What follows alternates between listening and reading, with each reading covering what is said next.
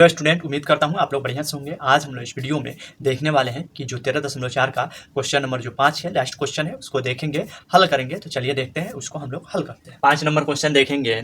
इसमें कह रहा है कि 20 मीटर ऊंचाई और शीर्ष कोण 60 डिग्री वाले एक शंकु को उसके ऊंचाई के बीचों बीच से उसके एक तल से उसको काट लिया जाता है। इसमें क्या है कि 20 मीटर ऊंचाई ऊंची एक शंकु को क्या किया जाता है, बीचों बीच से उसको हाइट के हिसाब से, यानी 20 है तो 10 पे इसको बीचों बीच से काट लिया जाता है। जबकि इसका जो तल है शंकु के आधार का क्या है, समानांतर है। यानी शंकु का आधार जो है और तल जो है जहां से काटा जाता है ये समानांतर है। तो यदि इस प्रकार मिले जो छिन्नक होता है, काटने के बाद क्या होता है, ये शंकु का छिन्नक बन जाता है। तो इस प्रकार जो मिले छिन्नक है उसको क्या किया जाता है, 1/16 सेंटीमीटर व्यास वाले तार के रूप में इसको क्या होता है, बदल दिया जाता है। तो कह रहा है इसमें तार का जो लंबाई है उसको निकालने के लिए। तो सबसे पहले हम लोग देखेंगे इसका डायग्राम बना के कि शंकु जो है कैसे काटा जाता है। इसमें क्या है कि 20 मीटर ऊंचा है और जो इसका एंगल है शीर्ष का वो कितना है,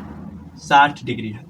तो एक मान लीजिए ये जो है शंकु है, इसका ऊंचाई जो है कितना है, 20 मीटर है और ये एंगल जो है कितना है, 60 है। तो इसको बीचों बीच में से काट लिया जाता है। मान लीजिए यहाँ से 10-10 पे इसको काट लिया जाता है, 10 ऊपर 10 नीचे, ऐसे इसको काट लिया जाता है। और कह रहा है ये जो है तल बन जा रहा है, इसको बीचों बीच काटा जा रहा है। तो ये एक क्या बन जा रहा है, काटने के बाद यहाँ से ऊपर वाला भाग को काट कर अलग कर दिया जाता है। तो ये क्या बच जा रहा है, आप लोग देख सकते हैं। इसमें क्या बचेगा, ये छिन्नक बन जाएगा, शंकु का ये छिन्नक। तो इसका जो है हाइट जो होगा बाद में जब काट लिया जाएगा तो ये कितना हो जाएगा, 10 सेंटीमीटर हो जाएगा, 10 सेंटीमीटर हो जाएगा। अब कह रहा है ये जो छिन्नक है इसको क्या किया जाता है, पिघलाकर तार के रूप में बदला जाता है। जो तार का जो व्यास है 1/16 सेंटीमीटर है। तो इसमें कह रहा है कि इसका जो तार है पिघलाया जा रहा है तो तार कितना लंबा हो जाएगा, यानी तार का इसमें लंबाई ज्ञात करना है। तो हम लोग देखेंगे इसका आयतन निकालेंगे, क्योंकि इसका आयतन निकाल के जितना इसका आयतन होगा उतना ही आयतन का क्या होगा, तार बनेगा। तो तार का आयतन निकाल के हम लोग क्या करेंगे, व्यास दिया हुआ है तो उस पर एच हम लोग इक्वेट करके निकाल सकते हैं। तो छिन्नक का ऊंचाई जो है कितना हो जाएगा, 10 सेंटीमीटर। आर जो है नहीं मिला है और इसमें थीटा जो है, थीटा कितना दिया है, 60 सेंटीमीटर। तो हम लोग को यहाँ थीटा का जरूरत नहीं पड़ेगा। यहाँ छिन्नक का ऊंचाई दिया है, हम लोग को R1 R2 निकालना पड़ेगा। यानी हम लोग को इसमें R1 निकालना पड़ेगा और R2 जो है ये निकालना पड़ेगा इसका आयतन निकालने के लिए। तो सबसे पहले हम लोग क्या करेंगे, आयतन निकालेंगे। इसके लिए हम लोग को क्या करना पड़ेगा, R1 मान लीजिए कि ये जो है, R1 निकालने के लिए हम लोग क्या करेंगे, इसका जो शंकु है इस शेप का है तो इसका R1 यानी ये जो है नीचे वाला आधार जो होगा ये होगा, R2 जो होगा यहाँ से काटने के बाद होगा ऊपर वाला, यानी ये R1 यहाँ से हम लोग निकालेंगे तो ये क्या है, R1 है। और ये जो होगा यहाँ से यहाँ तक क्या हो जाएगा, R2 हो जाएगा। तो R1 R2 निकालने के लिए हम लोग क्या करेंगे, थीटा का यूज करेंगे। यहाँ 60 डिग्री जो है इसका यूज करेंगे। तो अगर हम लोग को R2 निकालना है, R1 निकालना है तो हम लोग क्या करेंगे, इसका कंस्ट्रक्शन करेंगे। यहाँ से अगर इसको मिला देते हैं, ये जो है दोनों अगर आप लोग इसको स्केल से बनाएंगे तो हाफ हाफ हो जाएगा इधर से। तो ये जो है 30-30 का हो जाएगा, ये थीटा जो होगा 30 का हो जाएगा। और ये जो ऊंचाई जो है इसका कितना है, 20 दिया हुआ है, 20 सेंटीमीटर दिया हुआ है। यानी ये जो है इस थीटा पर लेंगे तो आधार हम लोग को 20 मिल जाएगा। और यहाँ से अगर हम लोग ये लेते हैं, मान लीजिए यहाँ से हम लोग लेते हैं तो ये A B C और D, ये बिंदु D ले लेते हैं तो ये DC जो है हम लोग निकाल सकते हैं, थीटा है और ये जो है एक जो है भुजा दिया हुआ है तो हम लोग DC AC दोनों निकाल सकते हैं। हम लोग को चाहिए इसमें DC, यानी ये नीचे वाला जो है ये चाहिए। तो हम लोग को R1 निकालना है। तो R1 बराबर हम लोग क्या करेंगे, त्रिभुज ADC में ये एक त्रिभुज ले लेंगे। इसमें क्या है, AB जो है AD लिखेंगे यहाँ पे, AD बराबर क्या है, AD जो है कितना दिया हुआ है, 20 सेंटीमीटर हाइट इसका दिया हुआ है और DC नहीं दिया है। DC बराबर हम लोग को निकालना है। और थीटा जो है त्रिभुज क्या है, त्रिभुज DAC बराबर कितना है, 30 डिग्री।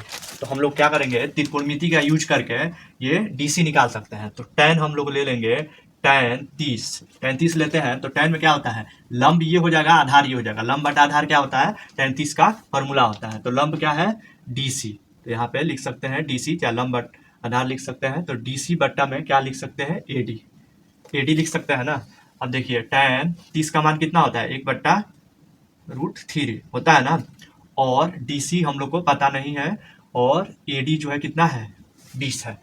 तो यहाँ से DC निकल जाएगा, ये नीचे है भाग है, इधर ले जाके गुना कर देंगे तो क्या हो जाएगा, यहाँ पे DC बराबर, पर ये जो है इधर ले जाके यहाँ पे कर देते हैं तो DC बराबर कितना हो जाएगा 20/√3। तो यहाँ से हम लोग लिख सकते हैं कि R1 जो है, यहाँ पे लिखेंगे R1 जो है कितना हो जाएगा 20/√3। इसी प्रकार हम लोग क्या निकाल सकते हैं, R2 निकाल सकते हैं। R2 निकालने के लिए करेंगे, ये जो है ऊपर वाला खाली भाग ले लेंगे, तो ये 10 से कट जा रहा है, यानी यहाँ से अगर हम लोग इसको लेंगे तो ये जो होगा कितना हो जाएगा 10 हो जाएगा।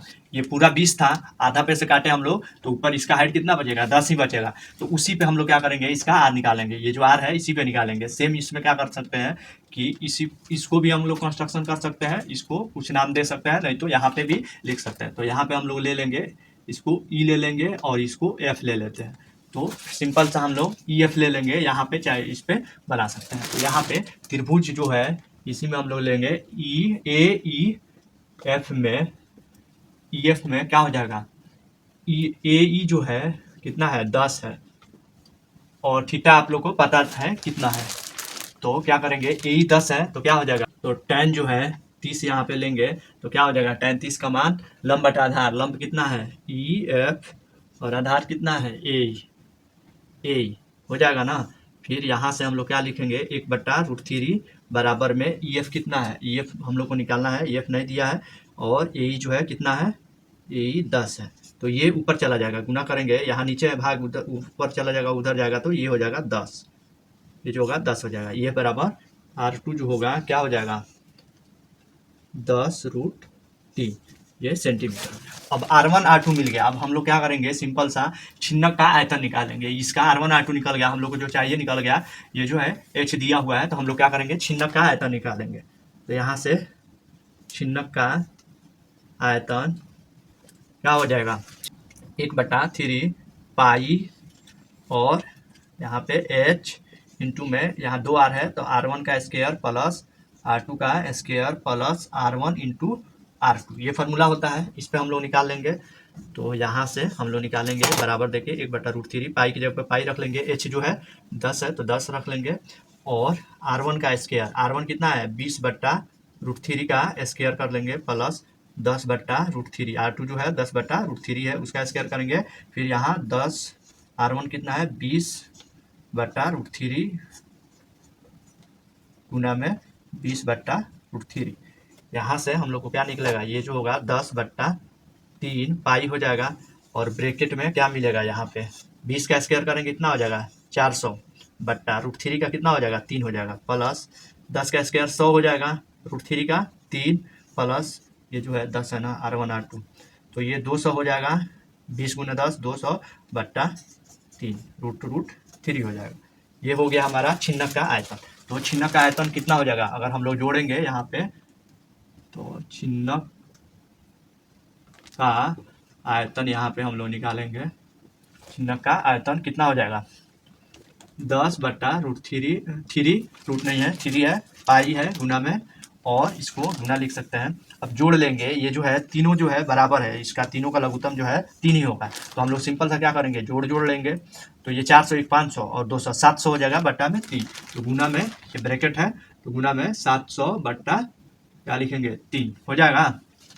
अब देखिए यहाँ पे हम लोग का छिन्नक का आयतन कितना मिला, 7 गुना 10 करेंगे तो 7000 पाई बट्टा में 9 क्या हो जाएगा, ये सेंटीमीटर क्यूब हो जाएगा। तो छिन्नक का क्या निकला, ये आयतन निकल गया। अब हम लोग को क्या निकालना पड़ेगा कि तार का आयतन कितना है, तार का आयतन निकालना पड़ेगा, तभी हम लोग को दोनों को इक्वेट करेंगे, दोनों को बराबर करेंगे तो क्या निकलेगा, वहां से हम लोग को HL जो निकल जाएगा। तो हम लोग लिखेंगे तार का लंबाई निकालना है, तो तार का जो डाया है त्रिज्या लिख लेंगे, त्रिज्या जो है कितना है, डाया दिया है 1/16, तो त्रिज्या जो होगा कितना हो जाएगा 1/2 कर देंगे गुना, तो ये हो जाएगा 1/32, ये सेंटीमीटर हो गया, त्रिज्या हो गया। अब तार का क्या हो गया, आयतन हो गया, आयतन निकालेंगे। आयतन क्या हो जाएगा, तार का आयतन जो होगा क्या होता है, तार जो है वो क्या होगा एक सिलिंड्रिकल होगा, क्या होगा बेलनाकार होगा। ये जो है तार जो रहता है गोला रहता है, उसमें लंबाई और मोटाई रहता है, तो ये क्या होगा, बेलन आकार, तो बेलन का आयतन ले लेंगे हम लोग, तो पाई आर स्क्वायर एच होता है ना। तो पाई की जगह पे पाई इसमें हम लोग रखे हैं, इसमें भी रख लेंगे, और आर जो होगा कितना हो जाएगा 1/32 का 2 बार करेंगे स्क्वायर है, और एच जो है हम लोग को पता नहीं है। अब तार का आयतन अगर हम लोग यहीं पे क्या करते हैं, तार का आयतन जो होगा वो किसके बराबर होगा, छिन्नक के आयतन के बराबर। तो यहीं पे लिख सकते हैं, या हम लोग ऐसे भी लिख सकते हैं कि छिन्नक का आयतन बराबर तार का आयतन। तो यहाँ पे अगर आप लोग चाहेंगे तो अलग से भी लिख सकते हैं। तो यहाँ पे हम लोग लिख लेते हैं पाई, यहाँ पे गुना कर देते हैं, पाई एच बट्टा में कितना हो जाएगा, 32 से 32 में गुना करेंगे तो 1024 हो जाएगा, ये सेंटीमीटर क्यूब हो जाएगा। तो ये तार का आयतन हो गया, ये जो हो गया छिन्नक का आयतन। तो हम लोग इक्वेट भी कर सकते हैं, तो यहाँ पे लिखेंगे तार का आयतन बराबर छिन्नक का आयतन। जगह नहीं है, मैं एक ही पेज पे बना रहा हूँ, इसके लिए थोड़ा ज़्यादा मैं नज़दीक नज़दीक लिख रहा हूँ। तो तार का आयतन जो है कितना है, पाई गुने में एच बट्टा में 1024 है, और छिन्नक का आयतन कितना मिला है 7000 पाई बट्टा में 9।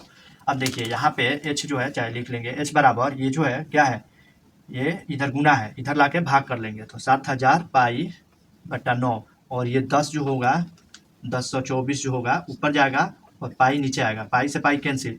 अगर हम लोग इसको गुना करके भाग देते हैं, मैं ऑलरेडी इसको गुना करके रखा हूँ, तो ये जो है आप लोग इसमें 7000 में 1024 से गुना करके 9 से भाग देते हैं, तो ये आएगा 79644, ये होगा सेंटीमीटर।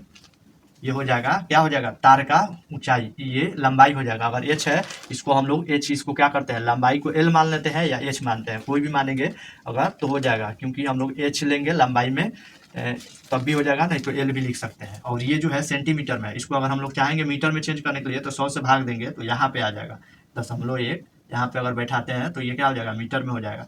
तो मीटर में अगर लिखना है तो आप लोग डायरेक्ट इतना लिख सकते हैं, नहीं तो सेंटीमीटर में भी आंसर हो जाएगा। तो उम्मीद करता हूँ आज मैं जो भी क्वेश्चन बताया आप लोग को अच्छा से समझ में आया होगा। अगर आप लोगों को कहीं भी कुछ डाउट है तो प्लीज़ कमेंट कीजिए, वीडियो को लाइक शेयर और सब्सक्राइब जरूर कर लीजिए, ताकि मैं जो भी क्वेश्चन कराऊँ आप लोग के पास आसानी से पहुँचता रहे। Thank you for watching.